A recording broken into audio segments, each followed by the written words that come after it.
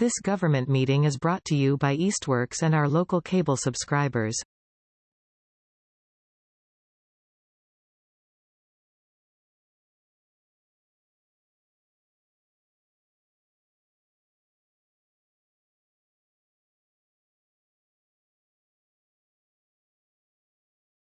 Well, let's welcome everybody. Belatedly, thank you all for getting here. I know we're all scrambling at all times to get to all the places we need to be. Came straight from a soccer scrimmage myself. All right, but let's call this to order. It is Tuesday, April 14th, 2026. This is the meeting of the Easthampton Energy Advisory Committee. I am Jamie Puckett, the chair, and I'm joined by members Tony Dawson, Steve Linsky, and Alex Barron.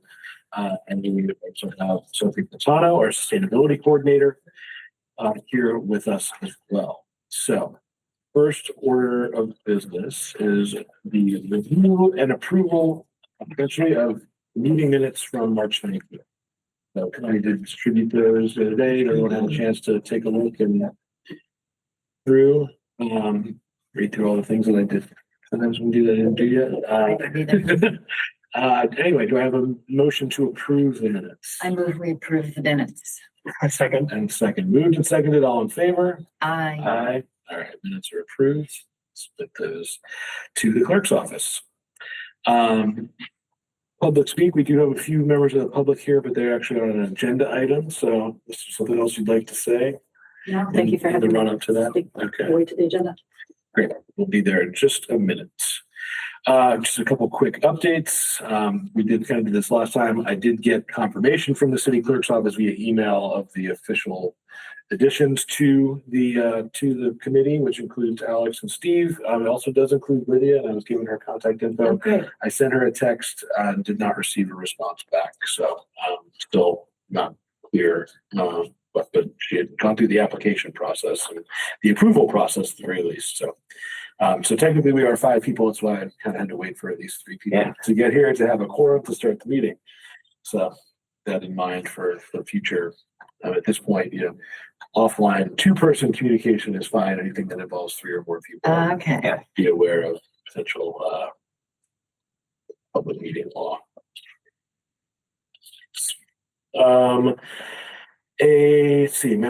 Member of the Bees Committee update.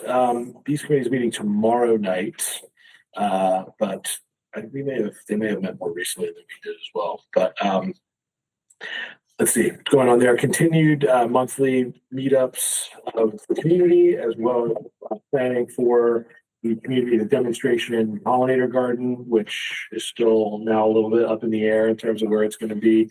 Still behind the mills. There's just been some back and forth with DPW about the suitability of certain spaces for runoff and things like that. Erosion as well as like the best spots from a public access standpoint. So one thing we did learn is that there is another group that is trying to do a commemorative thing to commemorate victims of overdose with the health department's blessing, which I'm trying to remember his name, the former counselor. I want to say Brad. Oh, Brad Riley. Brad Riley, Yes. thank you. Yep. Was at the last Bees meeting, gave us a rundown. It's just his initiative that he's helping to push through to set up a commemorative space out there, which is going to be potentially adjacent to the Pollinator Garden.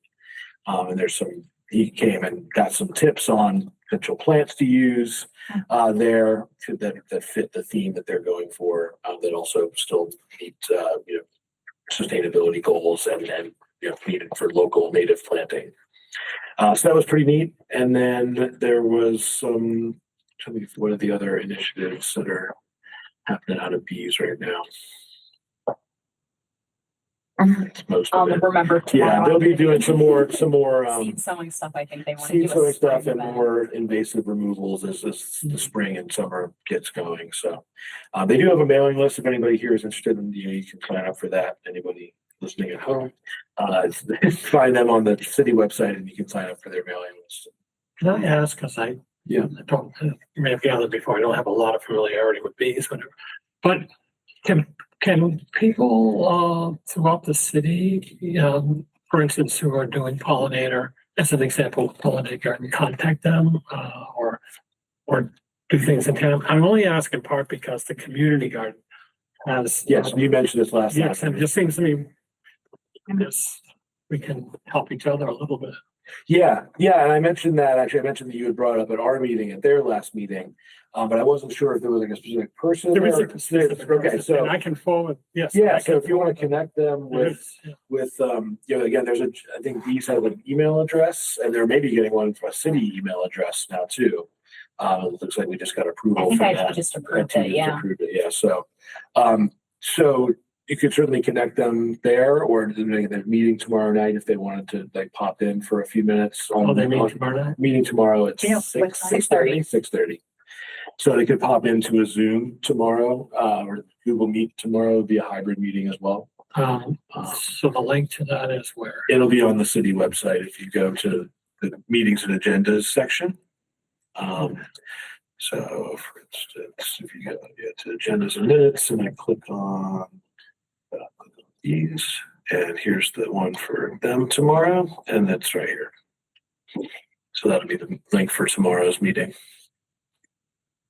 Or if they want to come in person, of course, they can do that too. We'll be actually in the top conference room on the second floor behind the city council. But yeah, I think it'd be great to connect that with those people. And there's a connection with our speakers here that are going to be presenting to us here in a moment.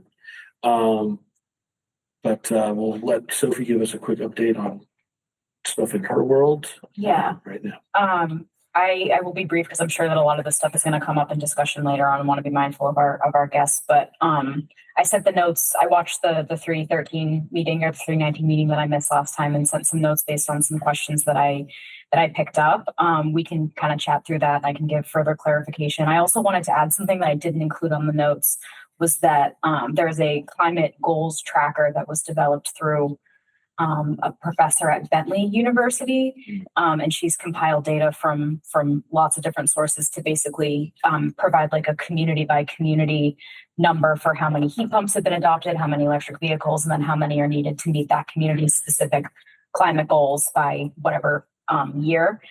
And so that I know that there was some kind of conversation about heat pump data and understanding sort of where we're at. Did she happen to say how she gets that information? So then some of it also, I wanted to also add that some of it comes from masssavedata.com, which has kind of larger industry numbers, but she gets it from a variety of different publicly available sources. She's just compiled it into one super helpful dashboard. And I've actually posted the link to that dashboard on the sustainability tab on the city website because I think it's really interesting to look at and you can compare communities. I also wanted to update, we have not made any progress yet with reposting the energy advocate role. I've been chatting with HR about making sure that that gets up. There's been a little bit of back and forth about the posting rate and also given certain budget concerns within the city at the moment. Despite that, I mean, the role is funded through the grant. It doesn't have anything to necessarily do with the city budget, but that might be a reason why things have been moving a little bit slower on that front. I know I've talked in the past about a potential Green Communities application for a LED lighting project.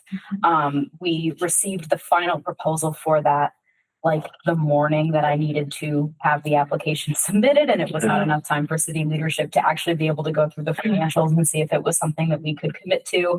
I mean, I think even if they were able to look through it, the answer probably would have been that it's not the right time right now. Is that for municipal buildings? Or For the high school. For the high school, it would be for the high school. for the high school, yes. So that application didn't end up getting submitted, but I did submit an application to fund a portion of the Ford E-Transit van for the water department that I had mentioned. The remaining funds for the purchase of that van will come from a separate funding source that's unrelated to city general funds. So hopefully should not be impacted by budget, but that's to be determined. And I'll circle back on that once I hear back from Green Communities.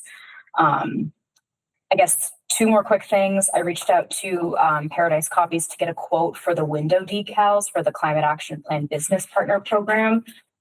If we want to do like 100 3x3 window decals, it's only going to be like $40.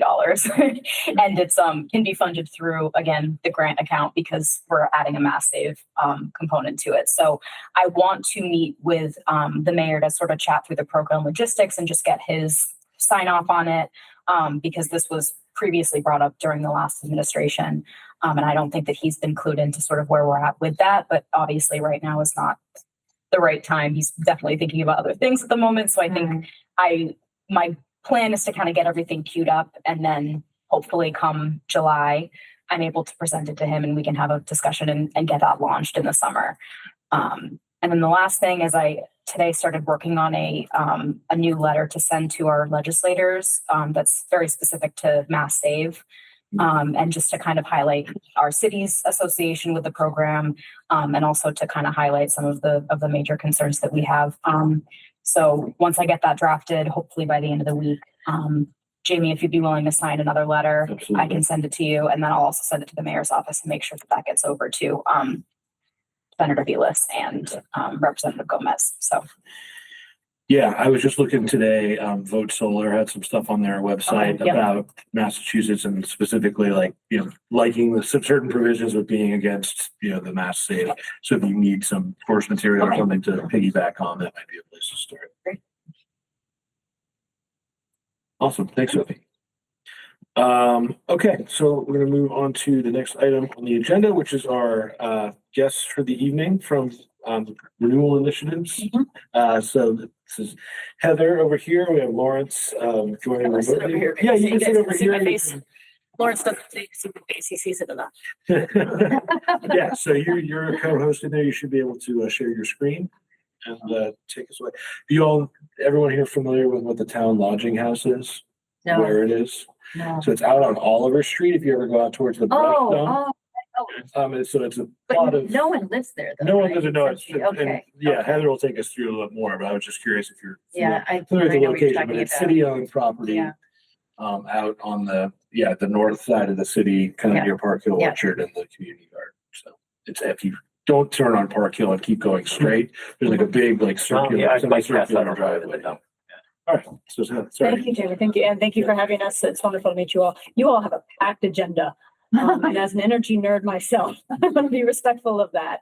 That is my background. I'll talk about a little bit, but yes, we're here today to talk about a project proposal that we'll have for Easthampton. We've been in discussion. Lawrence really has been in discussion with the city for 2 years on this project. It's been vacant since on this property since 2022. We'll go in more of the details on the property throughout the presentation.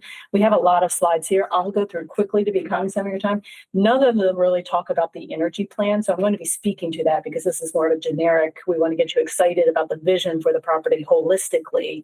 But we're here to make sure that we're getting in front of all the right stakeholders. And for me, energy is one of them, important one in terms of a rehab to a town-owned property for public benefit that we want to make sure that we get feedback on in advance of our proposal to the city through our RFP process.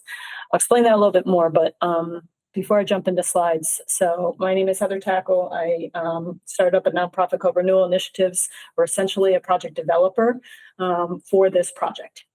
My background is 20 years in clean energy and energy. Like I said, I'm an energy wonk. Last stint has been with a nonprofit serving municipalities as well as affordable housing. So I have a deep background in kind of state energy, in climate, municipalities, affordable housing, public procurement, et cetera. That information, that organization was called Power Options. If anyone's heard of them, by the way, I won't sell them today. That's not my job, but I'm always a big fan. And yeah, so climate is near and dear to my heart. And this project is around regenerative agriculture, which is also with a big climate focus. So I'm steering now from energy to the bigger breadth of land and that impact on climate. My partner is Lawrence Roan, and I'll let him introduce himself from Farmer Veteran Coalition, and they're really the lead for the project, and that everything that we're going to talk about and happening is that they're leading. So Lawrence? Yes, good evening. Thank you for this opportunity to address you. I'm Lawrence Roan. I'm located in the Big Sky state of Montana. I am a member of the Farmer Veteran Coalition. It is an organization, or actually the largest of its type in all of the United States. We have membership of a little over 57,000 members nationwide, and our focus is on providing support to veterans and service members as they transition from service into the realm of agriculture, be it farming, ranching, or ag careers. And our focus specifically in the Easthampton project is to create an opportunity for individuals to also acquire credentialing and becoming sustainable agriculture stewards of the process. And as Heather alluded to, energy is one of the huge focuses of what it is we want to ensure we're good stewards of as we look at reinvigorating the purpose of that location there in Easthampton. I'm a U.S. Army veteran, wear a number of different hats for the Farmer Veteran Coalition, but my specialty is boots on the ground organizational activity and engagement in the community and ensuring that we are focused on supporting our community and not just being members of that community. So, yeah, and I'm here to support Heather. Yeah, thanks. Thank you. Thanks, Lawrence. I forgot to say I'm a veteran as well. So my tie to this project as well came from that. Can I ask just a very, Lawrence, how many of the 57,000 members were previously involved with ag before their military service? We have numbers on that. I don't know those numbers off the top of my head. I should make that. Well, I don't need a precise. I was just curious. But I would assert that the vast majority of the veterans that are in our membership were not engaged in ag to service. If I take the example of myself, I'm 63 years old. I did not come into the realm of ag until I was 50 years old. So it has been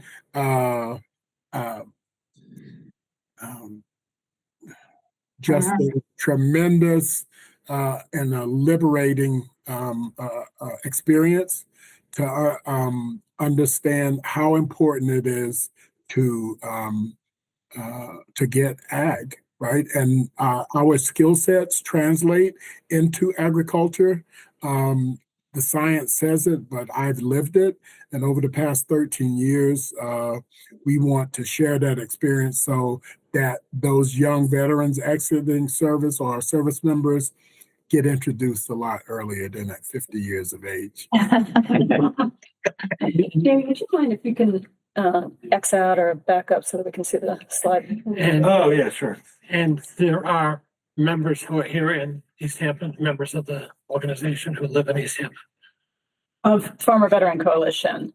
For Farmer Veteran Coalition, Lawrence, right? We only have 2. There's 300 across Massachusetts, but our goal is to increase that. We're same outreach we're doing here. We're also doing with the veteran community within Easthampton with Tom, the local VSO, and reaching out. But there's actually not a lot of farmer veterans within Easthampton.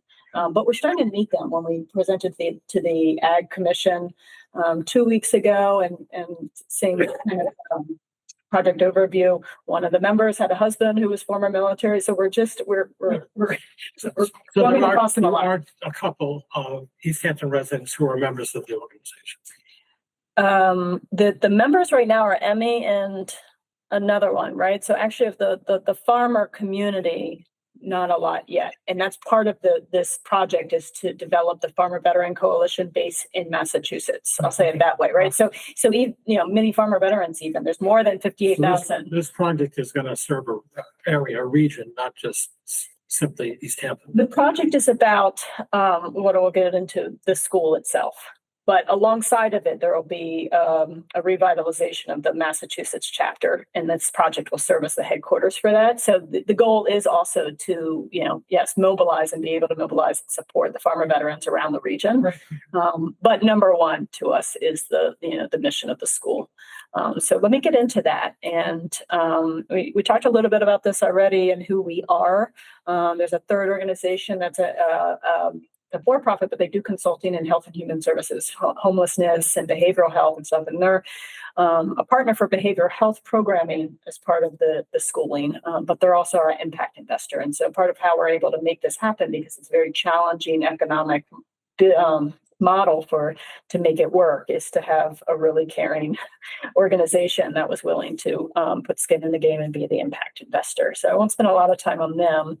And forgive me, I'm going to go quickly because I want to get to the energy portion for you all and get your input. And that's what we're, really trying to get here. But please, if you really want to ask questions about more details, happy to. So this is slides on Farmer Veteran Coalition, and we'll send these to you afterwards so you can spend more time on them. But yeah, it's a national organization, as Lawrence mentioned, and they do a lot of different programming for supporting farmer veterans with that idea of giving veterans a mission again, right? We are mission driven people. You probably will get that and hear that from Lawrence and I and others that you've met. And, agricultural mission, regenerative agriculture, saving our ecosystem, et cetera, is, really is resounding with veterans, especially of that next generation. Did I lose it? Okay. So let me jump into the property, because that's where we talk about energy, right? And so this is back in 1890. I'm not sure if the picture is actually from 1890, but, in the early days with horse and buggy picture that came from Easthampton files. Back in those days, affordable housing was this. It was called a poor farm, where you put all the under resource population into a place and give them a farm and sustenance, and they kind of have that connection to land.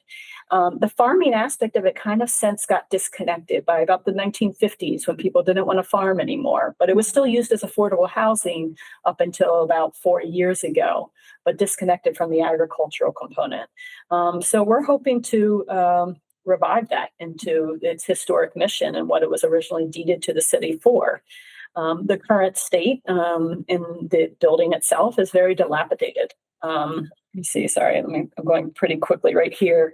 Also, I skipped over it. Very important about this whole project is, especially for this committee, is it's got an agricultural preservation restriction on the farmland.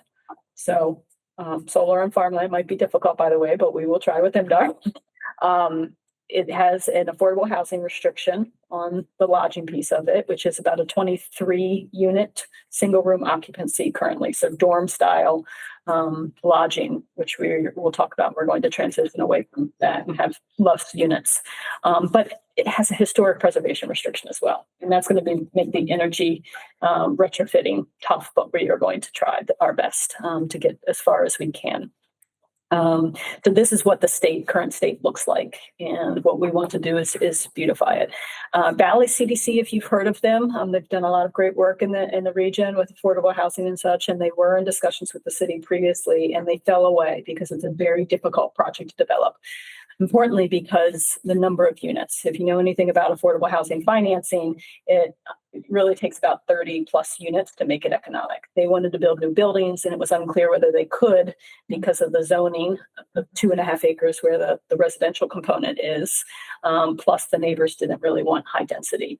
How many acres is attached to this? So it's a 56 acre property, and I'm sorry, because there's lots of information and the order might not be make the most sense, and it's somewhere in this presentation, but it's 56 acres total, and 2.5 acres is carved out of the agricultural restriction, which is what the lodging sits on. Okay. But that has the affordable housing and the historic preservation restriction on those 2.5 acres. And Wait, would you say that again? The restrictions are only for the 2.5 acres? Is that what you said? the affordable housing and historic preservation Are the are on 2.5 acres? I might be misspeaking on the historic. The historic might Everything be. else is agriculture is reserved for ag. Oh, of course. Okay. So CDC, Valley CDC came in and said this is probably 17. I think the most recent was like $20 million project because they wanted more buildings, which was debatable whether it could be possible. Our current plan is about a $7 million rehab, so it's still very expensive. Number of units wise, and much more expensive than the $1.5 million that the city did in terms of just to get it livable again. But with that, our hopes is to make it, a fantastic living place that people would want to live with dignity and as well as energy tight. On the energy side, let me see. Now I'll speak to the energy side when I've got a couple of floor plans. I'm sorry, I'm speaking quickly to cognizant of your time. This is the 56 acres, so to see the aerial. It is right next to the community gardens. You all mentioned the community gardens. We did speak to the bees committee as well, like the intersection. We intersect with a lot of different organizations, right? Affordable housing, ecosystem, energy, community gardens, agriculture. There's a lot of tie-ins to a lot of different stakeholders, and we're getting around and speaking to all of them. Community gardens is another one that we'll be speaking to soon. They generally know about us, but the proximity there is just perfect. Part of the model that we'll talk about in this training is community impact. Teaching veterans to be able to go out into the community, having it be a community hub for community members to come into the place and still be a place for public benefit is the plan. So that siting is really just divine, as Lawrence and I like to say in this whole project.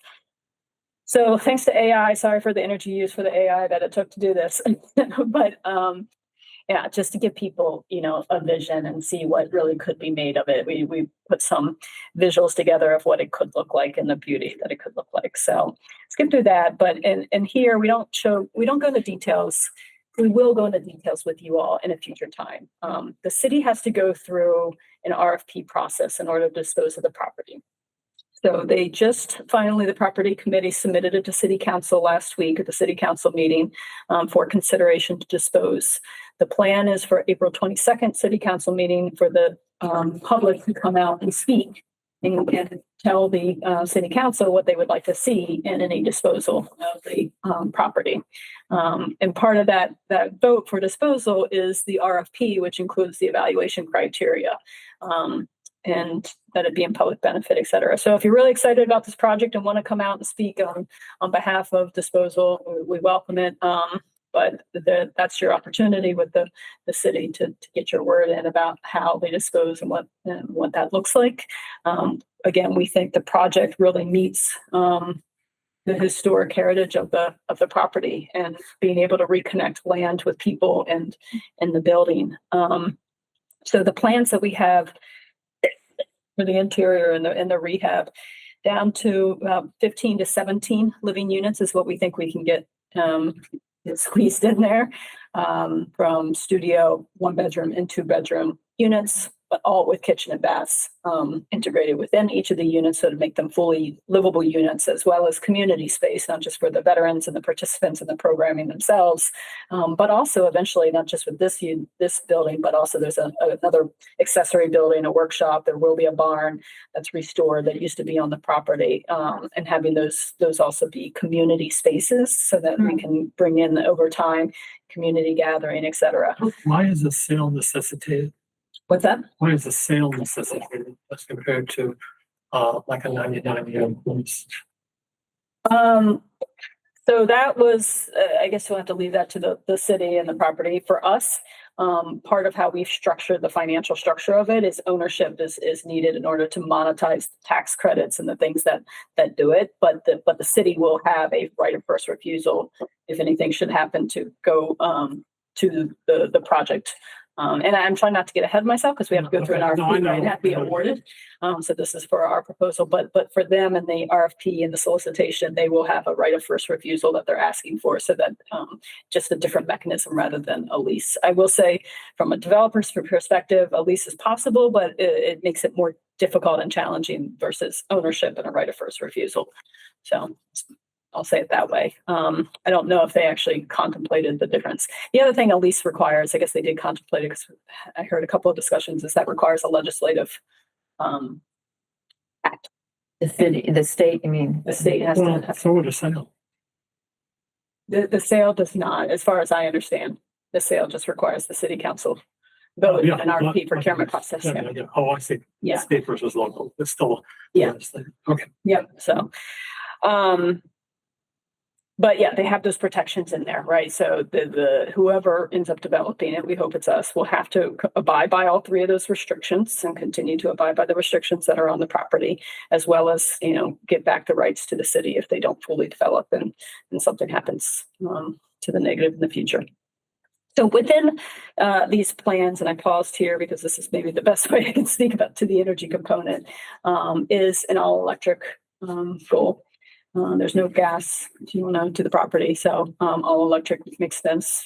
Always makes sense in my mind anyway. But And you all have been very, very progressive, of course, in your energy code. So we, been developing towards those energy codes. So just starting place where you all are as a city is going to have us be, hopefully as efficient as possible.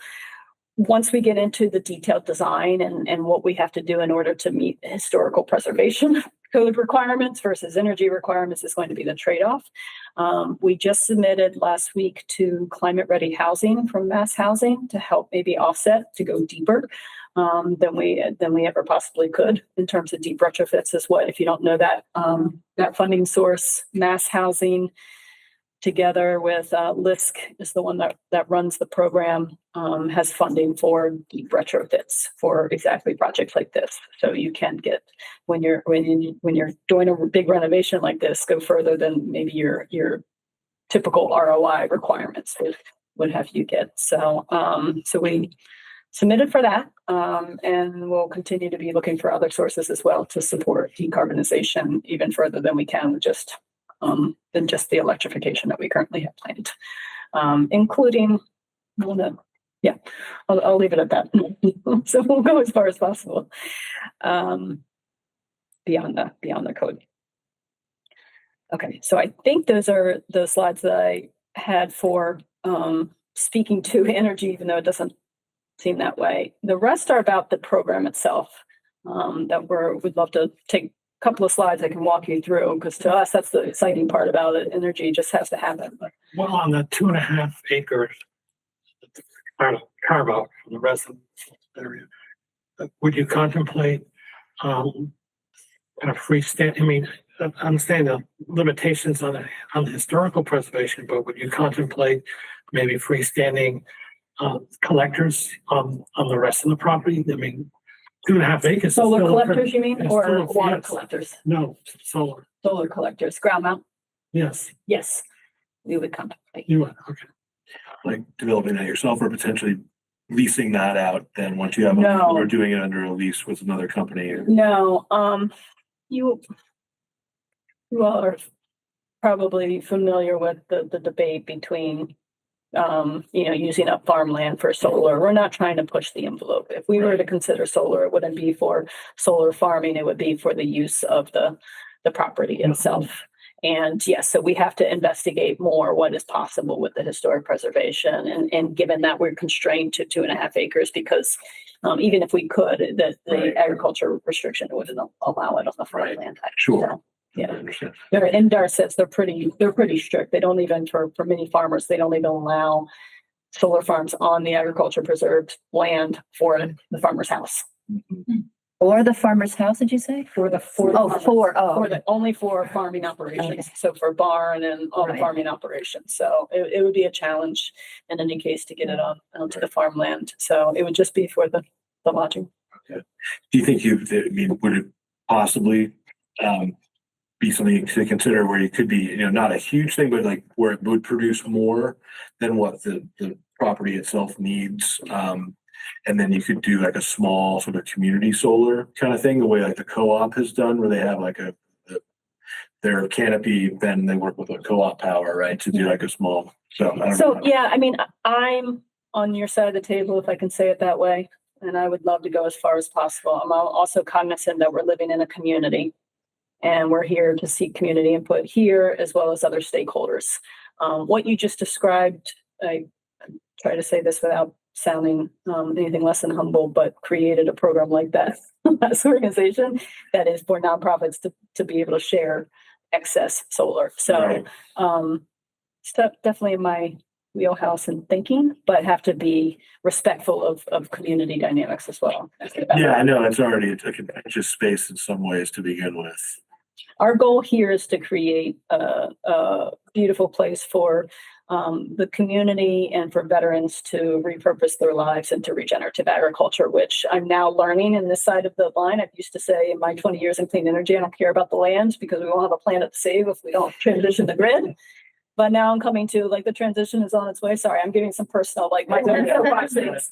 I'm recognizing how much the land component. So to get the next generation invested in having our land and its impact on the climate I'm realizing is also just as important. So, Yeah. um, No, we certainly feel that push-pull in the city here because we're relatively small. We're heavily developed in some places and not in others, but there's a constant push to be like expand the tax base versus like preserve land. So that's this, thing that we run up against. And then when we run into, budget shortfalls, it's like even more stark that like, geez, if we could get more property, producing taxes, that would be better for some things, but preservation of open space, anyway.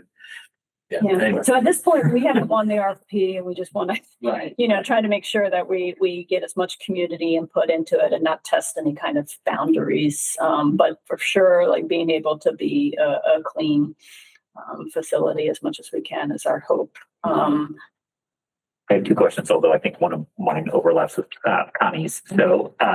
So I'm interested in hearing for the all electric, what your plans are for how you would heat it. Is this going to be? Yeah, did I hear geothermal? Yeah. I would love Yeah, that's what I geothermal wanted, because yeah. it makes so much more sense COP-wise, but For a building of this size? likely because the ductwork, right? There's no Yeah. ductwork already. Unless something changes in the incentives, right? It's always like you do the analysis and which one works, and geothermal makes a lot of sense for the new school building. And I've told a ton of towns like, do not put air source heat pump, go geothermal.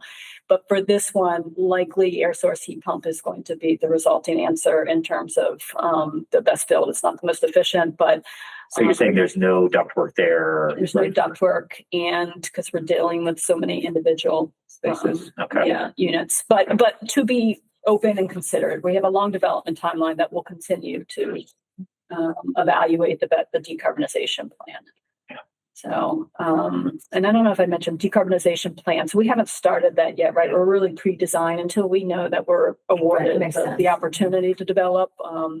We have limited funding that we're doing, but we are likely going to be starting the decarbonization planning if we're invited for the next round for the climate ready housing, and start doing that sooner than later, and put together a decarbonization assessment with a provider. One of the providers, likely these guys can be able to do it quickly. Yeah, I mean, I think, the geothermal is worth evaluating. I mean, I happen to work at Smith where we have as you know, a lot of buildings with a lot of units in them essentially that are, geothermally heated. So, and then the other question was, this is not a core area for me, but could you talk a little bit about how presumably it's state regulations around historic preservation? Is it a state or a local thing on the historic preservation that's sort of driving the choices, and how does that affect what you could do on the envelope? It is both. Okay. Because of it's more because of not it's on the national registry, Right. but in terms of renovations, it's really dictated by the tax credits, and we are going after at this point. Our plan is to go after federal tax credits, and they are much more restrictive. They're the ones that are going to be very picky on the windows and might not allow us to put the most energy efficient windows in, things like that.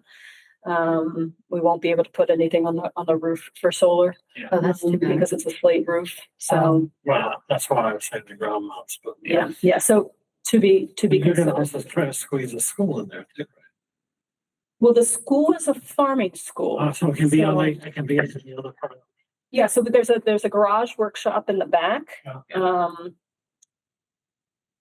I don't think we show it, actually. I'm sorry. Garage workshop in the back will be classroom, and then we'll reconstruct a barn that used to be there in 1890 that you might be able to see in that one picture. So an agricultural structure is what I'm hearing. Yes, so an agricultural structure which will have learning space. And I mean, Lawrence, you can speak to, do you really need, we're military people, right? You don't need to be inside of a classroom all day long. We need to be in the fields.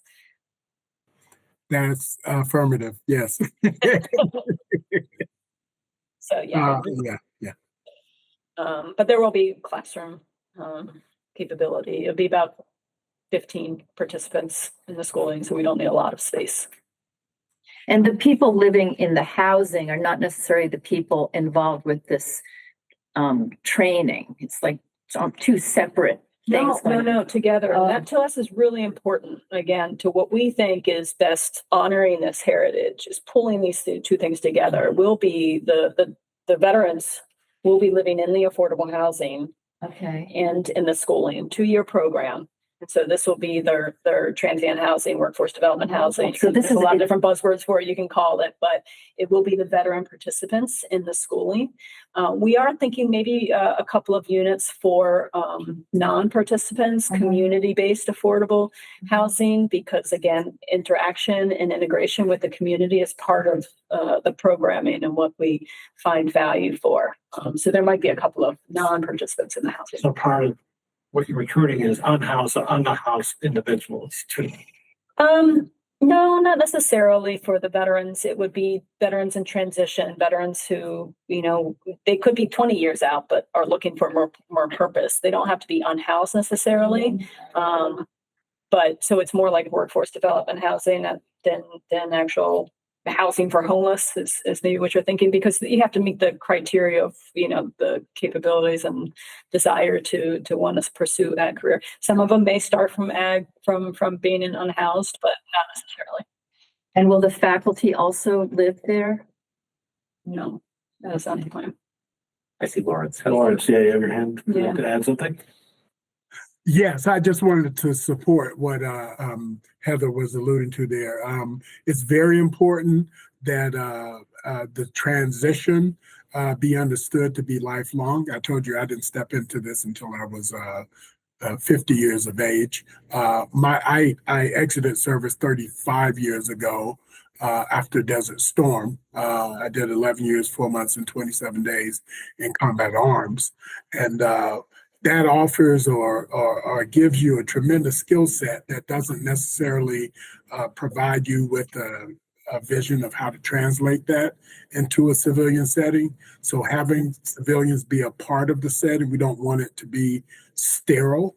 We want it to be one that one has to make and understand compromise, work on soft skills of interpersonal communication. And then most importantly, though, the individuals that we will recruit for this setting will be individuals we look to pay forward as we have done. Heather's a veteran, I'm a veteran, her husband's a veteran, the team are veterans, but we each have had our challenge with transitioning, but we found our feet, our sea legs, if you say, or whatever, but and we look for individuals to do the same. So it isn't necessarily, although I've experienced homelessness in my 35 years since leaving service, but I've also learned how to structure my life and recover and create a program that helps them realize that a lot earlier. And that's what this does. Yeah. So we've eaten a lot of time, and there's a lot of info here that I want to be cognizant of. But well, like I said, send this out. What he was speaking to is essentially summing up. The training is holistic. It's the whole person. It's not just about farming training. Business training is necessary, but it's whole person, behavioral health training, integration with community training. That's a part of it. And being rooted in regenerative agriculture, agroecology is part of that healing. We believe that's really important to uphold. When you get this, there's a video there of Farmer Veteran Coalition developed this programming. They've done it in micro versions and kind of mini couple week workshops. So this is the video shows kind of the veterans' testimonies to experiencing what that does for their lives. So you can go through at your leisure. So just I think I mentioned that, and we talked about that. Yeah. So we really do see this hopefully as a thriving hub. Someone mentioned before, you mentioned a statement about the Massachusetts farming community.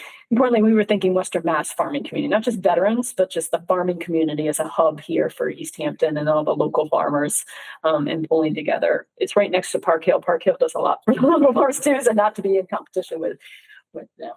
But so have you interacted with the local farmers at this point?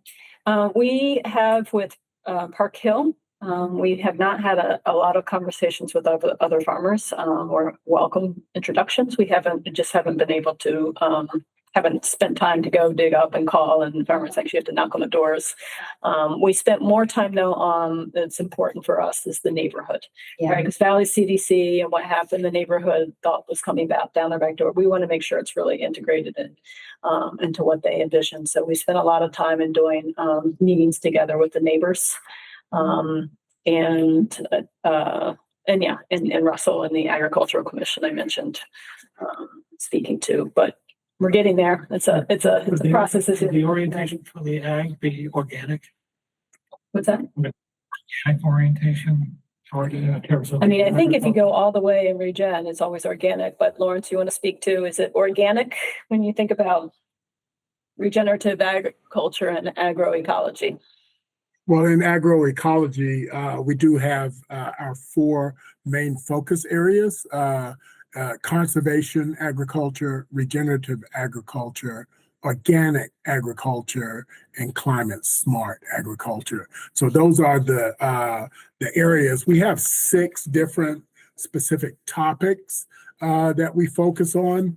One being farming, the other being ranching, and then ag careers, and then veteran earned benefits, behavioral health, and peer-oriented paraprofessional-based training, marketing and networking, and then community-based impact for our registered volunteerism. So it's everything in a whole. We don't want to direct anyone in any one direction, but because the individuals that participate in our programming, who knows where they end up? Will they remain in Easthampton or in Massachusetts, or will they end up in California or Texas or Louisiana or Maine or Rhode Island? We want them to be equipped to be able to navigate whatever setting they're in, to apply and be able to take from the land what the land was meant or is postured to provide, and understanding that, and do it as energy as efficiently as possible. Carbon sequestration is our main goal in what we do, and that's the immediate impact we want to have should we be successful, and we're confident we will be in winning the RFP. Yeah. The reason I asked actually is because there are some very vibrant, organically oriented farm organizations that could be very supportive. Russell was just telling me about this today. I'm thinking Northeast Organic. Mountain View. Oh, Farm Association. NOFA. Yes. Yeah. There's one. Absolutely. And there is one. Right. So I'm just. And then we didn't answer directly because, like you said, the goal is always to reduce inputs. Yeah. But sometimes you have to but that on the property itself, that's the goal, this property. But what other farmers do as they go off and learn and have their own farms is not so dictated. But I think we've been, as I mentioned before, talking to the city for 2 years, when Lawrence got the phone call, by the way, from one of the neighbors who was not happy about the Valley CDC. And she got the idea from someone on the Ag Commission that said, veterans are in farming, maybe they could be here. Interesting. So we've been working on Lawrence specifically. I came in about a year ago after I left my last organization. And this is, as I mentioned, something that just called to my heart in terms of the next phase of climate work that I could invest in. And is important, as well as, of course, my veteran tie. A lot of meetings, a lot of city meetings, they have to go through an RFP. It's the procurement process. So we're going to do our best. And April 22nd is when the public speak. If you are so inclined to, give a shout out in favor of the plan, it's not necessary, of course, but that's our goal, is to be able to have a winning bid and bring this to fruition and have Easthampton driving all that national impact potentially. That's for the next generation. 30 seconds before meeting city council. Yes. At the city council. Yeah. So is this a new initiative? This is like the first place that you're implementing these The ideas? 2-year program. Yeah, this is called, Lawrence, you call it the institutional version, right? Of Hive. The Yes. program itself is Yes. called Hive. Yes.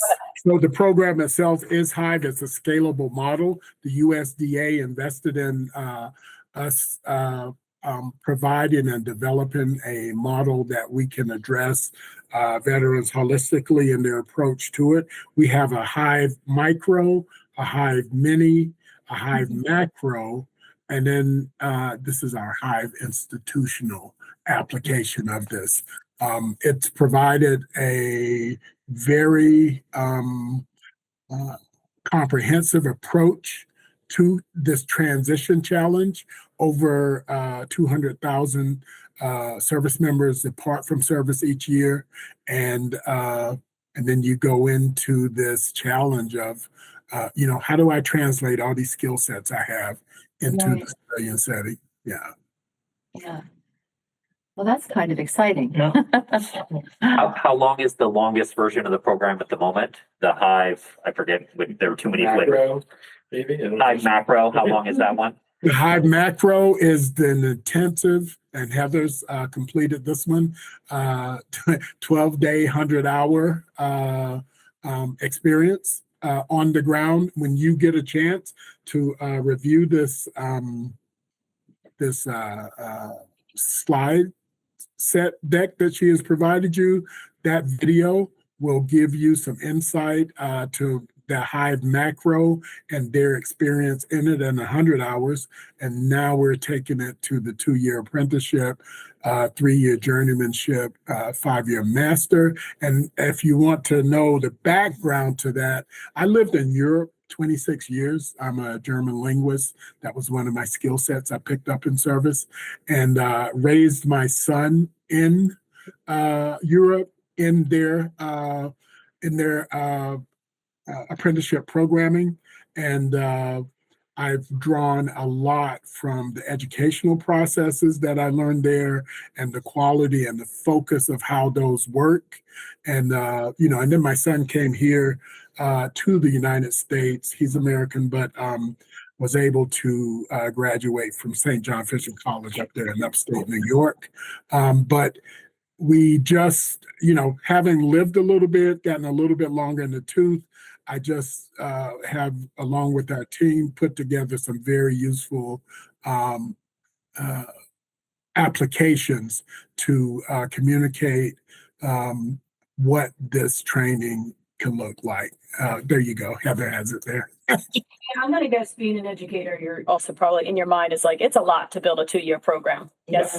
So if you see, that's why I realized I hadn't shown this slide. We're planning on a long timeline. It has to go through a very robust timeline in order to be approved by the VA, because the financial model to make this happen is VA benefits. GI Bill equivalent is not GI, it's the VRNE.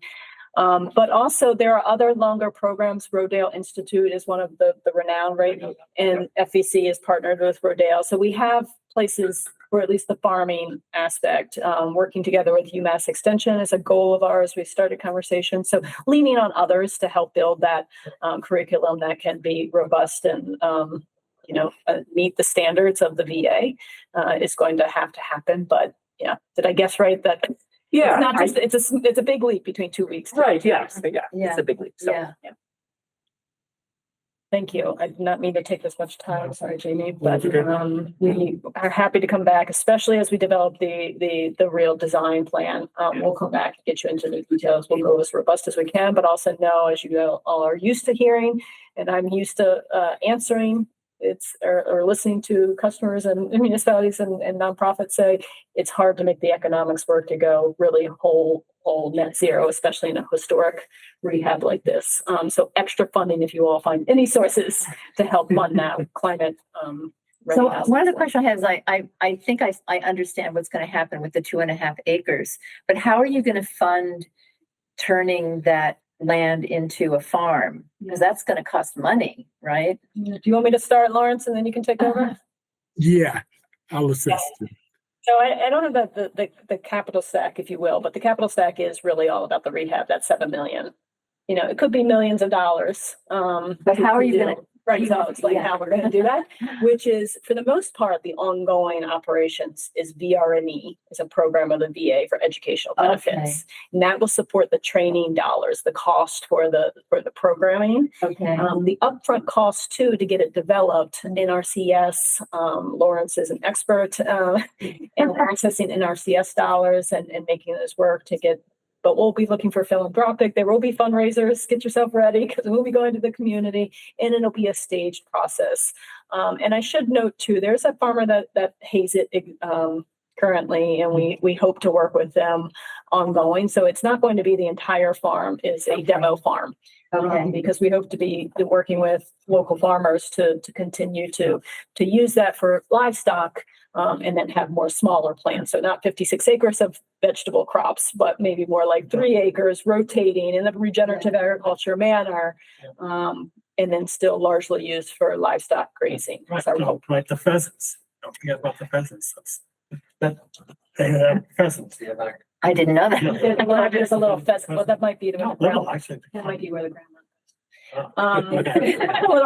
There's an old pheasant pen from the skeet shoot. I've seen pheasants there. Yeah. I didn't know that. Yeah, from a hunting club or whatever it is. Anyway, I got it. You know, Yeah. that you're gonna have, it'll be used in other ways, that kind. It won't be Yeah. able to. So the meeting next week with the city council is to hear get from the their public. go ahead. To hear from the public about the proposal from the property committee to dispose of the property and the Okay. specific evaluation criteria in the RFP that the property committee has proposed. So then it will be open to, there will be possibly other applicants, thank you, coming forward. Yeah.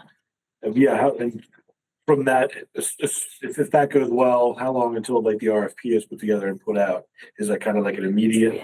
They have it already drafted, so likely unless there's big changes from the public speak, it would go out, I would imagine, right after the vote. A couple days. What about community preservation funds? Is That is in our stack, so we would love any support there. And this might be the time while our ask, a letter of support is welcome and appreciated if you all want to consider. We can send you more information, but we're looking for broad community support, which is needed for things like that. The big dollars are historical tax credits, Community Preservation Act, and Mass Development Underutilized Property Program. And if we can get lucky with climate ready housing, as well as some other EOHLC, if you know that, the state housing agency also has some other programs for supportive services, they call it, but programs like this as well for affordable housing. There might be some other how dollars. much CPA money is? About 800,000 over the course of a couple of years, so it wouldn't be all in a swath because that's about what we have in 1 year. That's the hope. Well, that's great. Please, if you have Great any feedback. any specific feedback that you want us to try to incorporate into our proposal, that's really our objective here, is to make sure we get community input into our plan before we propose, as well as letters of support if, for those that are interested. Don't have anything. Offline, Right now, we'll yeah. send out the materials and maybe use that as a template for. Yep, Yeah. absolutely. Yeah. Yep, so I know, I think the Bees Committee, they've been doing some discussing on the back end of any other questions you might have or that is, Okay. so get a chance to review and percolate a little bit and see what else comes up. Thank you for so much time, Jay. Yeah, that's Well, okay. thank you. Appreciate it. Thank Thank you you, for Lawrence. sharing all this Appreciate you with us. being here. Yeah, thank you. Thank you, Lauren. And I'm Thanks for having us. Yes, and I'll be on the ground there for a whole week, and I hope to get to see each of you in person at some point as I navigate the setting and begin to look for living situation and all the other things that entail that come with a successful submission of our RFP. Yeah, so great. Look forward to Thank you the chance so to meet you. much. Thanks for coming. Thank you. Good evening. All right. Follow us or move on from there. I can also step out too if you'd rather. No, you're welcome. Public meeting. Yeah, public meeting, number one. Number two, we're gonna jam through most of the stuff. Some of it's already been discussed. A lot of it does not have a whole lot of deliberation necessary. It's just some updates and things for the most part.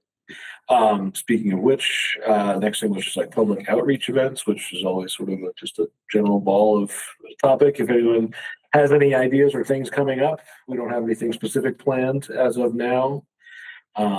We did talk about farmer's market. When is that starting? Does anybody know? The Yeah, when does the outdoor? I don't think, probably not till June at the earliest. Okay. Northampton just started on I think it's May. Is it I May? think it is. Here, wait, we can. I was thinking about, I realized like last week that I didn't plan any event for Earth Day next week. every day is. Exactly. And so I started thinking about a couple of other things that could be a good Earth Day release or push, but then it's just going to take longer to actually get it developed. May 24th. May 24th. Okay, great. Yeah. All right.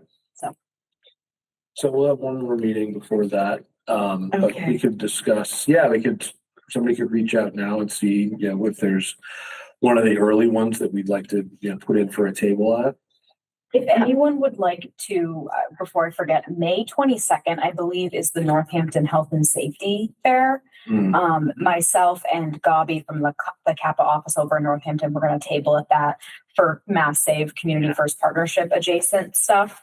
I obviously don't think that we'll have a new energy advocate onboarded by then, so it will just be the two of us for the program. But if anyone from an energy standpoint would like to table at it or attend it, I think it's going to be a pretty broad scope of tablers at that. When is that again? May 22nd. I can also send it in an email. I think it's May 22nd. It's from like 11 to 1 or something like that.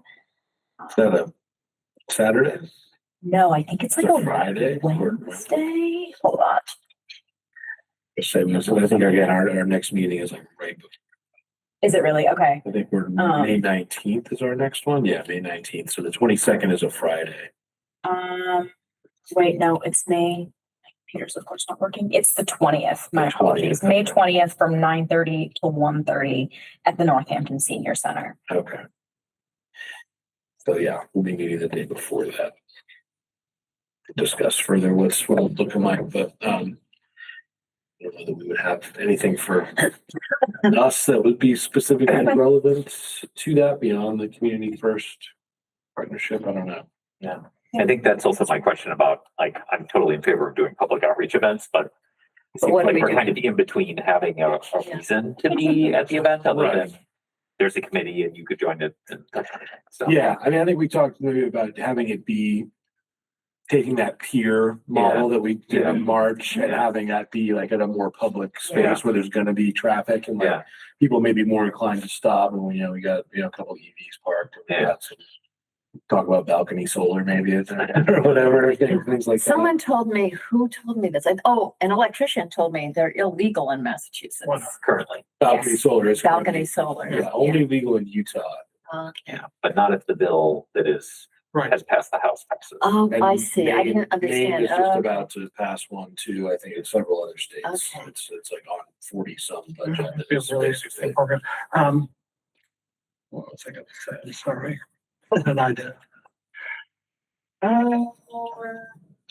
Well, while you'll noodle, I'll just say that I think, if the legislature moves the bill, then for that actually there'll be Right, moving pieces that will have come out of that. yeah, And yeah, I think, good. when we get our electrical program going, that would be another time. We That would want to be get definitely word out one about of that. the Aggregation. Yeah, well, we'll have a whole protocol of things that we Yeah. need to do, but, we'll cover that in a second. This is the mundane question. In our prior, including the last one in March, have we captured the contact information of people who attended? Do we have a database of attendees? I didn't require a sign-in necessarily. There were really only a handful of people, and I think one How or about- two of them signed up for a And home then energy applies to assessment. previous ones too. Do we have a previous one from collected from cultural chaos and things like that? We've had people, I know Bees keeps one. Yeah, I have like a newsletter database of about 50 email addresses that have signed up to hear like updates about events and stuff like that I've reached out to, and I think some of those came from the Girl Scouts Garden Project collecting email addresses, and then Bees has their own newsletter database that we could always partner with to send some Generate information. a newsletter out and just starters, was, join the committee, some of the things coming up and to see if we can generate some interest and feedback and stuff like that while we ponder the next event. Yeah, what does Bees use? What program or template do they use for newsletter? I forget now. So I don't know if I feel like they've moved on to a different service, but in the past they've used Gaggle Mail, which is funny because it sounds adjacently related to Google. So when people get a Gaggle notification, it's like kind of, I don't know, maybe they ignore it, but I have used Gaggle Mail. It's like a list serve type thing to send out email blasts. But yeah, I forget. I think they moved on to something else that they might pay for. We also talked about asking the city planner to come to one of our meetings. Right. Which I didn't do and you didn't do it. So. I didn't talk to the planning department, no, nor the mayor's office, but we'll talk about that in a second. The Okay. Climate action plan. So I do have that with, Okay. yeah, so. All right, for now, let's think about, and we can talk more at the next meeting about, reaching out to the farmer's market. Is there, something we can peg it to, like to having a table there for a couple hours? Again, I think even just some basic, peer coaching around electrification, e-bikes, EVs, solar, could be useful. And again, or something where there's foot traffic, so that there's kind of Well, and if audience. we can just bring a couple of electric vehicles there and park them and put up my little signs. Yeah. Can hang out with and have your bike. Yeah. So let's unless somebody wants to reach out to the farmer's market now and see like what might be available. Is there a person who, I don't know anything about There's a the person. coordinator, yeah. And I'm also happy to reach out to the coordinator because I think that if you're like a city employee or a city affiliated organization, there's no fee to actually attend. Right. Oh, that would Yeah, be great. They usually have one, If you like could do they that. dedicate like community tent or community something tent, like that. yeah. Yeah, you want to reach out and just Absolutely, see like Thank you. what the process is, and then we can think about what date makes sense. I mean, maybe sometime in June.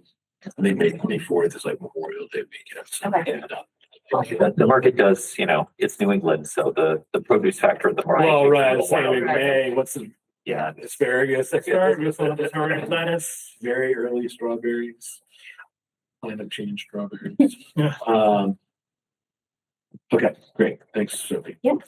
And to the quick legislative and policy updates, got the H5151 thing here. Y'all go ahead. I mean, No. we're both tracking it. You go first and I'll second? Sure. Okay, I mean, what I can say is, what I've been hearing is that the Senate TUE committee is drafting right now. So at some point in the next few weeks,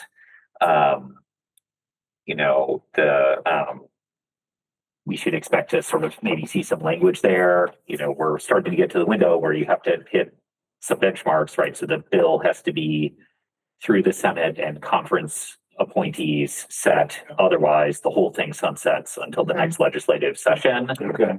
It's my sense that this legislature is not going to want an energy affordability bill to die during this session. I agree with you. Something will come up. Yeah, so I think something will come out, and I think the like chatter, it's reasonable to expect that the Senate TUE proposal will maybe look more like the governor's proposal than it does like some aspects of the House bill, but I think all the other moving pieces are kind of up in the air, and there's sort of no Clarity. I don't think the Green Bank provisions are going to be in there, which people have been taking. If I can speak to that. Yeah. That's probably true. Yeah. But there's an effort, there's now an amendment to the bond bill, to climate bond bill to include the climate bank, which is Amendment 4, which could be voted on as early as tomorrow, so. By the Senate. We're This gonna is have the the Senate Senate side, now. yes, Okay. Senate side, this is Senate side. So, and that's probably the best place for it, to be honest. Now, there's some thinking that, what's realistic in light of the totality of the budget situation, which is not a good one, is maybe that it gets established, the outside section of this bond bill, but maybe not funded, not capitalized. And you know what, actually, that'd be a start. Yeah. I mean, I think, it gives footing enough so you can come back in the next legislative session. Are they still talking about taking mass save away from the utilities? Well, no. Well, yes, and I mean, that's been a movement afoot for quite a while. Yeah. I don't know if that's merging as part of the cut or not. I haven't. And they're still planning to cut mass save. And you know what, to the point that you were just making, everyone's waiting for the Senate, on the Senate side. And I think actually, we'll see. But I think that when you said, Alex, that it'd be closer to the governor's bill, it may be on the other side of the governor's bill. It's like, whereas the governor's bill will seem like the middle ground between the House and the Senate versions, possibly. This is the great question that only Senator Barrett knows right now. Yeah, so I expect that there will be some kind of substantive action between now and the next time we meet. Yeah, I think is my read. Okay. Great. Appreciate that. Yeah. Tabs on that. Into the climate action plan action item review, we did sort of a good step-by-step or a point-by-point review of a lot of those last time. I think kind of what came out of it was, a question of how much is the city or different departments considering these initiatives in what they're doing, in new projects or in terms of implementing them in things that they're doing. So anyway, I don't know that we got, some of it was we were going to start reaching out to some of the different departments to talk to them about that, the mayor's office, planning department, engineer, to see, where things are at, where, are they actually using it as a resource? Are they using it as a guide?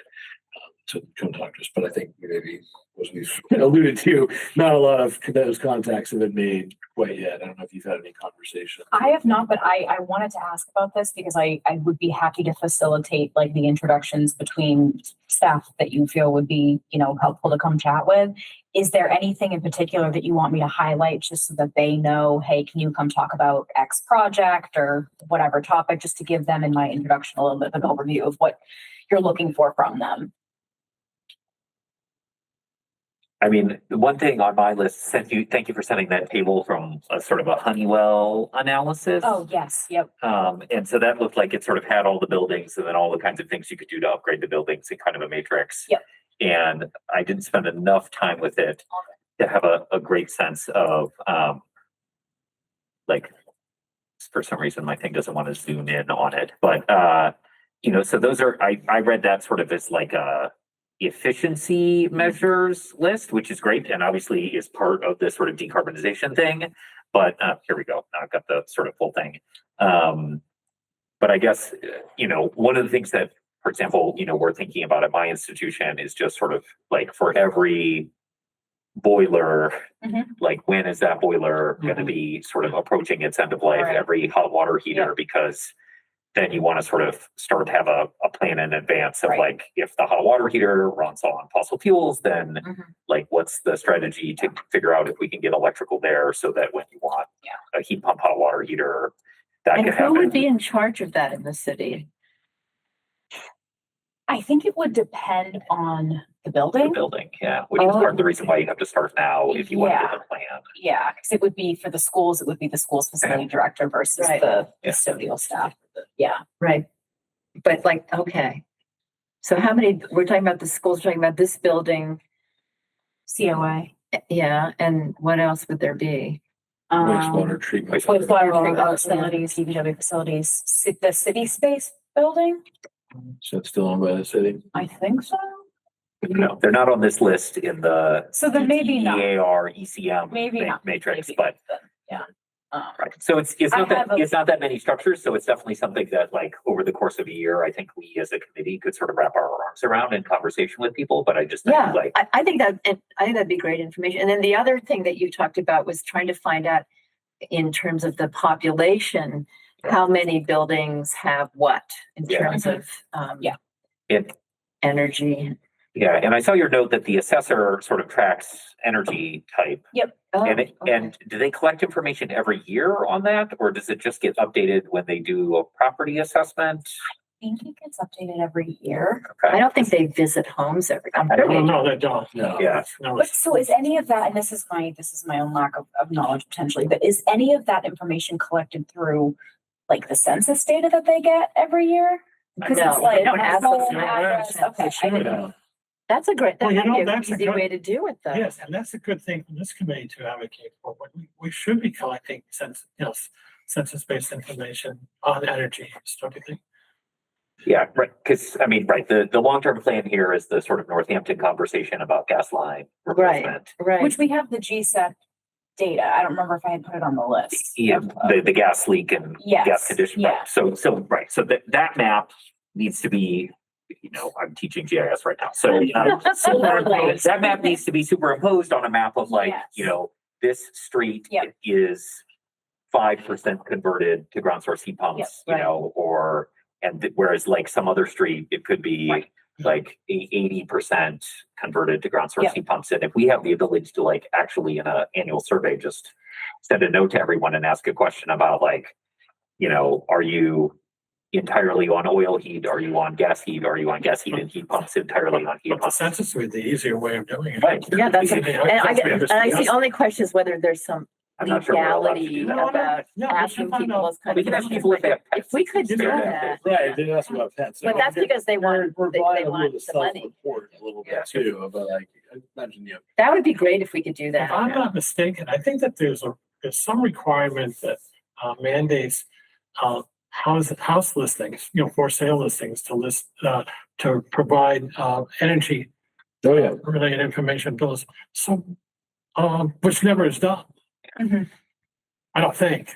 You mean in the listing? What do you mean? In other words, Definitely tell you like an estimate of like usage yes, or estimate of cost or there's like supposed to what be a type of. representation and access to relative to energy usage. And that's a lot. I thought that was just some real estate agents do it, but, No, I think it's mandated, oh, interesting. but not done. I No, think, well, I'll explore that. Yeah, I'm not sure that I'm it's just thinking of mandated ways here, in which but we can get information. Yeah. Assuming it's the city clerk's office that sends out the census. Yeah, every year. Yes. it's not gonna happen again. What, didn't No, it no, just no, come no, out? no, They the send city stuff has out every an year. annual- No, but that's what I mean. I mean, when did, I feel Oh, yeah, like just, that's coming out. it's the beginning of the But year. that's okay. That gives us enough time to No, get it we need together and time, do we it. need Yeah. no, yeah. it's perfect for next year. One Yeah. other thing I will say about the GSEP data or intersecting with the assessor's database data is that there were 2 neighborhoods that had like some warning for potential replacements. Yeah. I went on the assessor's database and actually looked at those neighborhoods to see what heating fuel great. those houses use. One of the streets has a couple of properties that are owned by the Easthampton Housing Authority, okay. and they're on oil, heating, and forced air. And Lindsay, former mayor's executive assistant, is now the executive Right, yeah, director yeah. of the Easthampton Housing Authority. Yes. So there is a Big enough. You know, potential. it would be great to, Well, if that's she, why I if added she would them like to come specifically talk as to a- us about, Honey, Her that's exactly what I was plan. thinking about. We should yeah, acknowledge let's get her. Lindsay in Exactly here. what Bring her. We all know I her. think it was yesterday. I might give her a second to. Yeah. We all know her. I'd love to have Lindsay go. Right. But actually, they obviously shouldn't have oil heat. Oh my Not God. very affordable. Right. Especially Sure. at this particular point in Right. time. Yeah, yeah. Yeah, no, I was thinking perfect opportunity.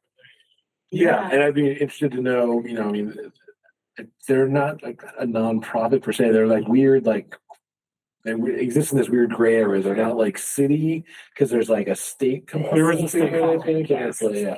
But so I don't know what sort of. We talked a little bit about this last time as like a potential avenue of exploration before we even knew this was going to go on. Mhm. So I think it would be interesting to look at, have them investigate or help them Yeah. investigate even like, solar or efficiency options or switching Yeah. out from oil to heat pumps. This is goal M9, so. Right, that's very exactly, yeah. So that was definitely one area and I carved it out specifically because of, all the reasons we So pointed out. are we thinking we would like her to come to our next meeting if she would like to come and sort of just talk about it? Yeah, she could talk about, Let she's us know obviously- what's going on in her mind right, and like where, and what can we do to help? what can we do to help and like, what sort of burden could this reduce Right. for her, for residents, I mean, Yeah. I'm assuming most of the residents there aren't paying for their own electricity. Well, that's what we Baked in, were wondering is Right. who pays yeah. I imagine it's mostly baked into. Probably. Yeah. If they can capture the Operating energy costs. savings, then that makes it easier to run the whole place. Right, yeah. Budget for Maybe just other maintenance. extend an invitation and Yeah. let her respond because she may need time. Yeah, so I think her Not first name fair was to yes. everybody. Yeah, her first name was We'd like yes. to put you on the agenda sometime so we- We're giving her a month. We know the next couple, we got 5 weeks to our next meeting. If she thinks it's a good idea, if not, she will postpone it. I know it's a personal interest of hers, Yeah. is climate work, so I'm sure that she would be Yes. happy to speak to. And my March 19th email to her, to the Easthampton Housing Authority, is already sitting in the inbox for someone over there. So this will be a follow-up. Yeah. So some of the additional things that we mentioned last time, you mentioned that, COA came up, and obviously they have a whole project potentially going on. There's still a lot to be worked out there on what exactly is going to happen. And I've heard pushback all over the place about all different things, but but we definitely, that's something like, if there's going to be a large project going on, we want them to be doing it with, climate goals in mind, and Yes. with, city action plan, in mind, stretch code and everything else. We talked about, you don't know to what extent the engineer, has anything to do with some of the different projects involved, right? All of the, maybe that was like the engineer would be involved with the council on aging. There was like, from the planning department, there was like a zoning code review, like whether, looking to get an update on where things are at with that. For DPW or other, Parks and Rec, looking at electric options for equipment. So I think I had mentioned I would ask Parks and Rec about something, because that's another place that some small city-owned buildings, but I think they've got a couple minor capital projects in the works too, right?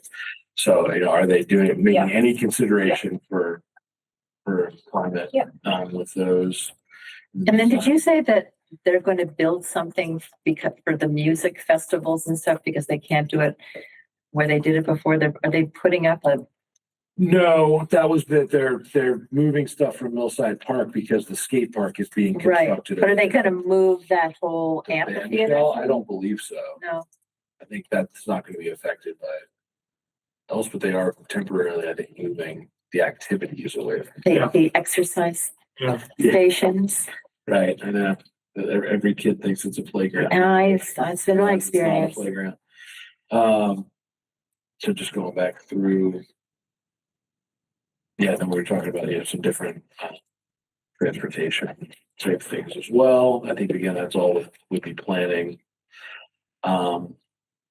And urban canopy, which you mentioned, potentially applying for a grant in the fall to do a survey for that.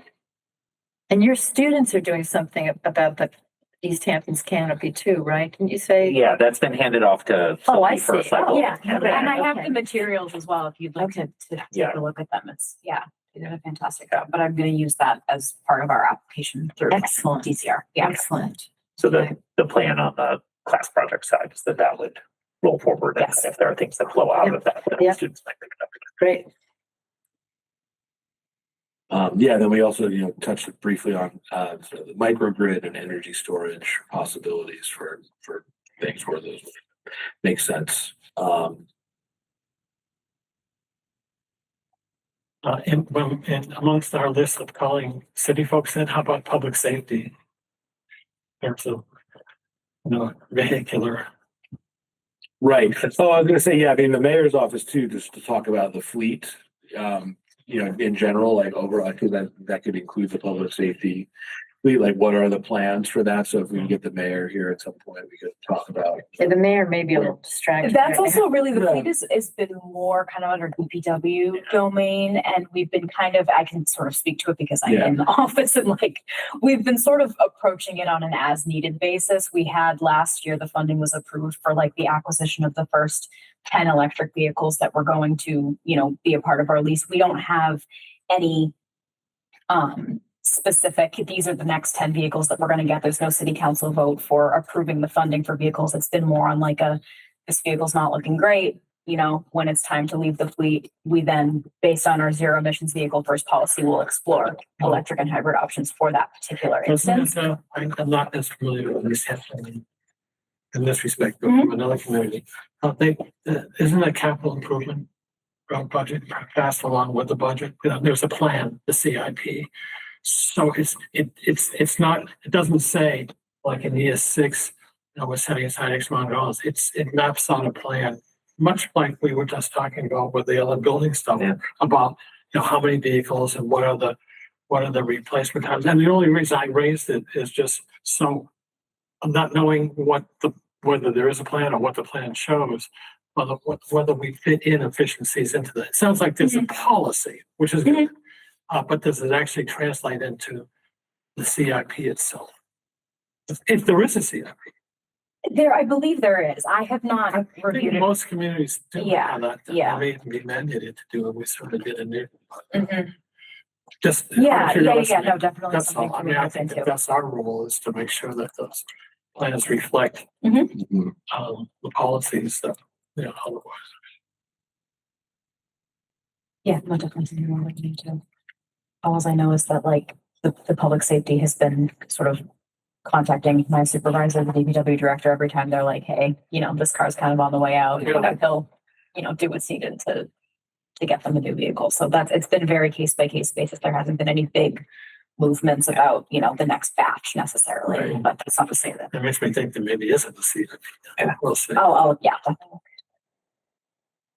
We'll redouble our efforts to do some outreach to different groups and see if we can get people to come to meetings and talk more directly about individual initiatives or sort of overarching you know, policies and thoughts about that, because it would be, again, good for us to be able to weigh in on those things and, you know, provide guidance or just like the push to do things and make sure that we're, you know, being true to the work that was done to put that plan.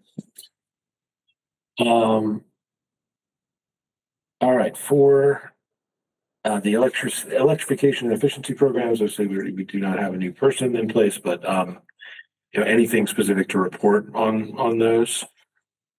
I don't think so. I think I mentioned last time that we've expanded the electrify specific incentives to include everybody and Right. also heat pump water heater assistance as well. Yeah. $2,000 towards that, 4,000 to any house for Oh, 2,000 for heat pump. 2,000 for heat pump Okay. water heater, 4,000 for heat pumps for any of these eligible. I wonder if because Revise knows that, I assume. They Yes. were just in my house today. Oh, yeah. Yep. I just that's got it. my quote, so I don't know. Okay. I gotta make sure all the rebates add up. Are you applying under this program? I am. Well, I'm potentially, yeah. I mean, the numbers came in a little higher than I was expecting today. I will say that. But I'm sorry to be ignorant, but this is where I have to get up to speed and know what these programs provide exactly. yeah, the Electrify one is, you know, again, just for Easthampton and Northampton residents and businesses. So I think, is it, or it's just resident? Because originally, it was these multifamily owners. It was originally for landlords and moderate income households Right. only, and we did not have much of any luck actually, you know, providing the funding to those groups. So it's been opened up to everybody. I assume businesses would be included in that as well, but it might But I be. think it's 4,000 for heat pumps. And then now Is another that- is that- 2,000. Per unit for landlords, or is that? Yes, but also Revise is administering the program, and I don't think Revise serves over 4-unit properties anyway. Okay, but still, if it was 4 units, that'd be 16,000. Potentially. Yeah, I think it would have to depend on the needs of the property. So yeah, I should be blaming inflation. Well, they told me, I'll talk about this after. Yeah, well, we're not- yeah. Yeah, that's just for. I mean, you It's for my own for my house. Yeah. Yeah, I still have oil heat in my house. So. Oh, so it's not, it's for all residential. Yeah. Yeah, it's for, yeah, it's You don't for, have, okay, it doesn't Yeah. have to be for leased properties. no, it's for anybody that owns a home or owns a landlord that might own multiple properties.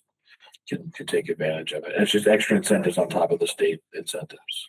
So the climate leader monies, we talked about, or we were thinking of talking to different groups in the city about getting grants. I mean, like, not groups, but like, are you thinking of any grants that people working here think we should be applying for? Yeah, so the Climate Leader Decarbonization Accelerator program is really for larger decarbonization projects. Okay. And so there have been a couple of things that would be great to apply for that funding for, but it's not eligible based on sort of the scope that they're I looking to see. support. Okay, okay. I had spoken with the previous administration about looking at rooftop solar for City Hall because we already Right. have an interconnection agreement and we have a Right. structural study that was done. The previous mayor was kind of like, yeah, I'm all for it. Obviously, there's been some turnover and I Times have haven't changed, brought it yeah. up to the new administration yet. And also really kind of anything with an upfront cost at the moment is just kind of out of the question. Right. So it's in the back of my mind Okay. and I would love to pursue something of that scale. It's just kind of a little Okay. bit outside. of it. Okay, Yeah. thank you. Yeah. All right. And you mentioned the May 20th Community First Partnership Outreach event. So I mentioned anything else to report from what's going on there.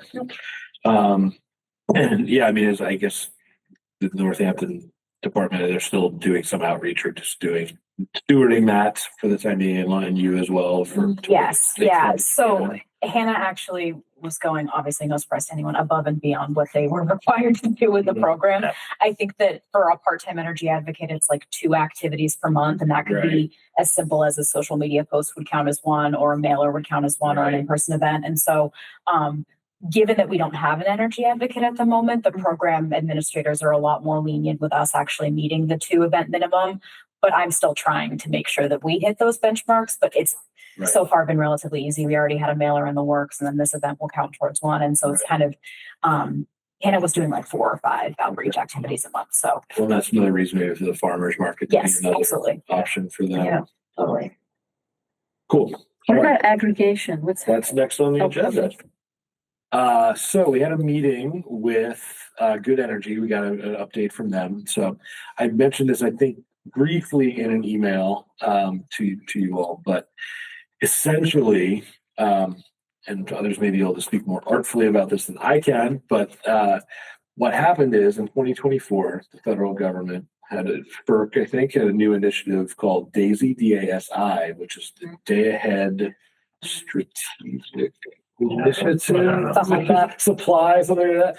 Basically, it's a new requirement for all the ISOs, which ISO New England is one, to basically plan out every day ahead, like where, energy, like emergency supply, or have things on standby in case, to make sure that there would be no issues with reliability on the grid. So it was going to be some extra cost because they have to engage with these, like plants and things that could be turned on or off, or have to be at the ready in case they're needed. And there was some estimate about what those costs were going to be. And so, there were lots of experts, people weighed in and, okay, this is what we were about to expect in terms of additional cost to the ISOs or to the producers to make this work. So now they have coming up on a year or so. It was implemented, I think, in 2025. And now we're coming up on about a year of actual data. And the costs that we've seen are so much higher than what was anticipated. So one of the reasons energy prices are going up so much, especially in New England right now, is because of this program. And it's a nationwide program, right? It affects every part of the industry. So as a result, we aren't able to get good pricing from suppliers right now that comes in below what the actual supply is. Now there's some potential relief in sight, and I'm not going to remember everything that Stefano told us in this meeting. But about when the specific dates are, the big thing was this past winter, again, the DAISY costs were astronomically higher than what was originally anticipated. Partially because we had a really cold winter. And so now they had to take extra precautions to make sure that the grid was going to stay up. So If I might interject. by all of on those, this, please. if I understand it well enough, which is probably not. Because as I'm looking here, because I have your minutes up, I'm getting this flash message that my power wall at home is powering up because of a storm coming. So my question is I'm helping out this DAISY thing? Am I helping as an individual relieve the kind of? You are not, unless you are grid part of some sort of virtual power plant, which could engage with the grid at a capacity level. I think so. No is the short answer. No, I'm not doing No, that. you're not. I mean, you're helping, but you're not. But you're not. The ISO cannot point to that and say, that's our They backup. can't. It's all taken care of. I can't. I'm gonna do my part. I know, well, you are doing your part, but again, like, some of these new things are happening now, we're like trying to engage like massive quantities of storage and so on to make these virtual power plants that can be amassed and, you know, again, considered as part of like the overall capacity and strength of the grid. That's a different story. But that's not, you know, most of what's happening here. A lot of the stuff that they're relying on as that backup is still going to be, you know, fossil fuel. And again, and when they have to do it, you know, the market for that is sort of like, well, you know, what are you going to charge when, you know, the ISO is being required to meet a certain threshold? And there's only so many places they can go for this. They come They can come to you. Maybe you need to like, maybe you need to send this. I'll be put out an I'll be RFP. extremely reasonable. A clarifying question. Yeah. So I had a really hard time following during that meeting. I Yeah. was like vigorously taking notes, but my understanding at the meeting was that was exclusive to ISO New England. It is a Correct. I'm pretty sure it's not correct because it's FERC.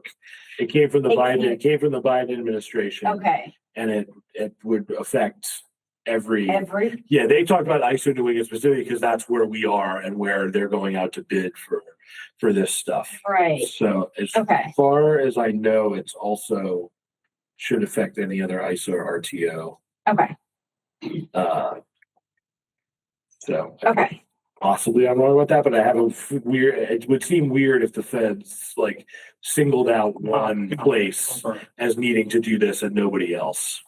I wasn't thinking that it came down from federal at all, that it was just ISO New Okay, England. no, that so said- it said it was for the Federal Energy Regulatory Okay. Commission under the Biden administration put this in place again to try to, I mean, I think with good intentions to try to, you know, ensure that ISOs were acting responsibly and like they weren't going to run into trouble, you know, for whatever reason. But yeah, to the law of unintended consequences here. Right. So, or at the very least, like, you know, everyone pie in the sky, like, oh, great, it'll only add this little bit to the cost, and then, you know, what was it like some of it was like, you know, 300% over. Well, it's like crazy. The chart they showed It was crazy. legitimately crazy numbers in it. So anyway, so the point of being, long story short, too late. That yeah, so So we're still in a holding we're still in a pattern. holding pattern because they need this stuff to shake out a little bit now. They need what the actual pricing is to sort of be baked into the market a little bit more. And then we need to get through the next threshold of when you know, the DPU rate setting happens, which is twice a year. Is it now? Is it February and oh no, was it November and It was May. yeah, it's November and May. Yeah. So I think the next one will be after May when they reset the rates.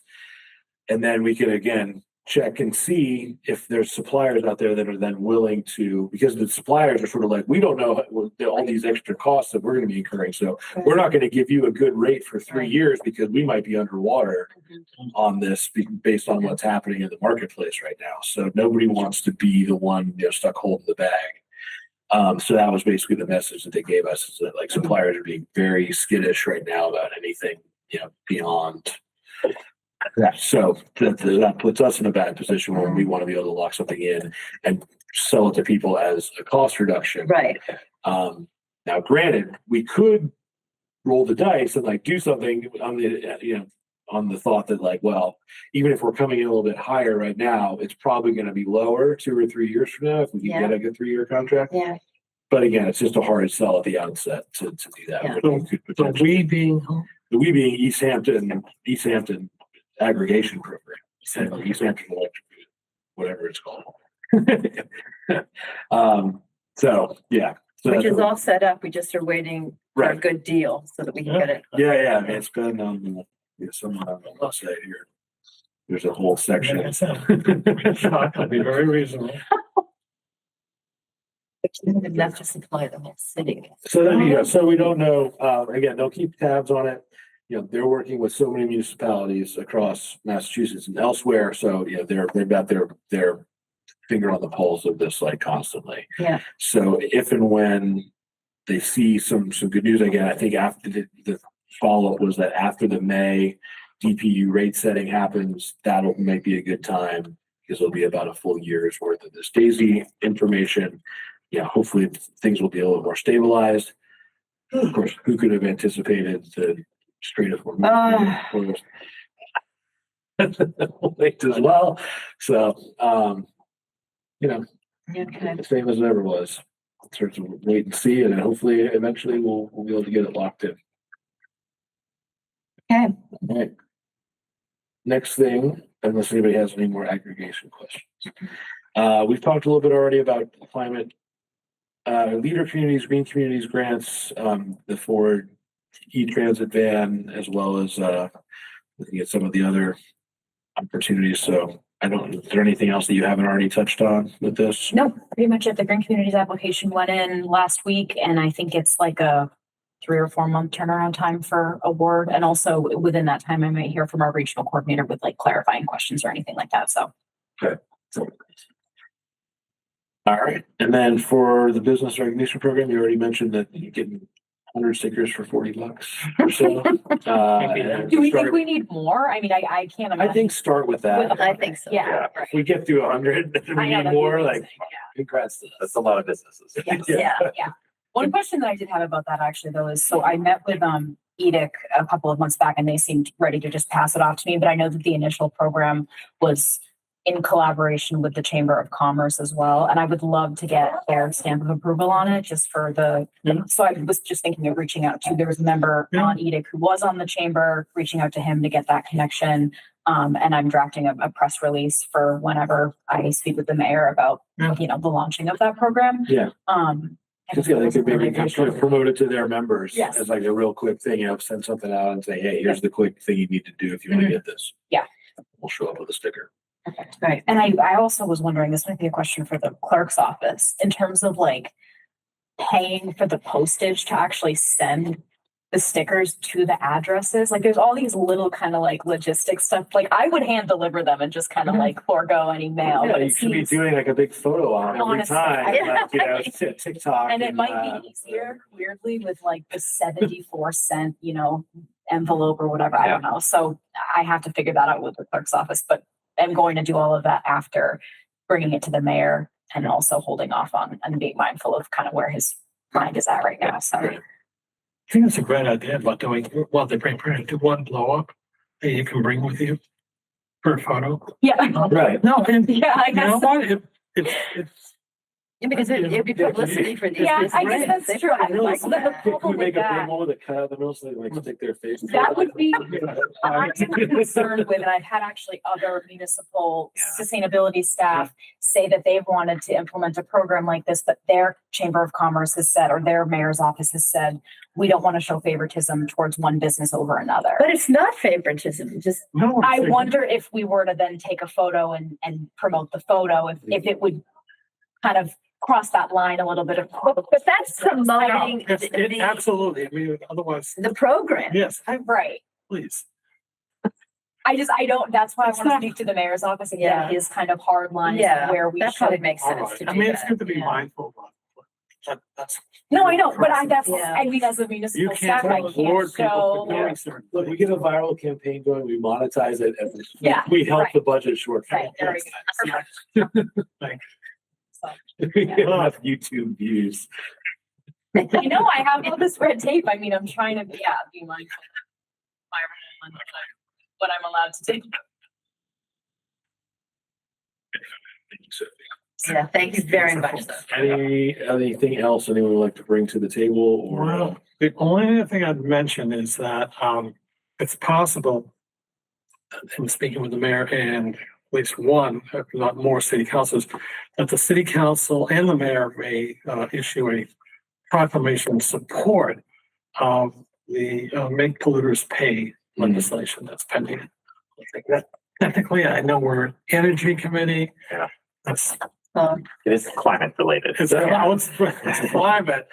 I can't.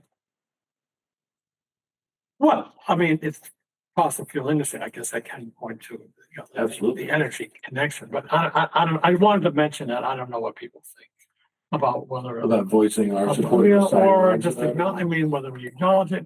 I mean, and it's not that I know that the mayor is looking for us to do, but, you know, we could at least Yeah, ask. I think we How about asking about whether or not, to the mayor, about whether he would like that as something that supports Yeah. what he's thinking of doing? I think that'd be great. Okay. Yeah, being supportive. I mean, Matt- it's, the Matt- legislature's going nowhere this session. Yeah. That's just clear. Yeah. It's gonna be a big lift next session too. But passing a local resolution is always good. Mhm. Right, we would be along those lines. I think there's notes from last time we talked about like, you know, local like data center resolution or something like that. So something else to talk with the mayor about. It's been seeing more and more of the horror stories. Somebody posted one where like, you know, the data center's so close, there's like an audible humming noise like in their house at like all times now. Oh my God. Where is this? I forget where that one was. I would bet money it's not in Massachusetts. No. Yeah, no. Uh, the same affordability crisis that's leading to legislation means that we've got the second. A figure I saw literally earlier today was we have the second highest electricity I in thought it was the highest. California. Oh, In Hawaii, They're still having, not. and all right, also Hawaii. In the continental, I think we might be second. And, you know, California has, I think, Yeah. 2/3 of their increase has been wildfire related, sort of cost and hardening. So anyway, there was an article, my students actually who have been working on this, dug up an article from the Shoestring about the data center down in Westfield. And in that article, they're sort of, I'll remember to share it with the group. You know, they sort of discussed that like the sort of price dynamics are not particularly favorable, but I'm watching to sort of see if there are signs of anyone sort of exploring developments anywhere in the state. Alex, have your class looked at the issue? There's now legislation filed by Senator Mark and about a 1-year moratorium on large scale solar. I haven't been tracking that. Yeah, it's just like there's one hill town in particular that's advancing legislation. Coniford was the other co-sponsor, surprisingly. So I didn't know. Yeah. We knew anything about it. On other things right now, it's the end of the semester, so we All right, I'm gonna wrap this up unless there's anything else. I'll look for a motion to adjourn. motion to adjourn. Seconded. All right, motion's been made and seconded. All in favor? I. This government meeting is brought to you by Eastworks and our local cable subscribers.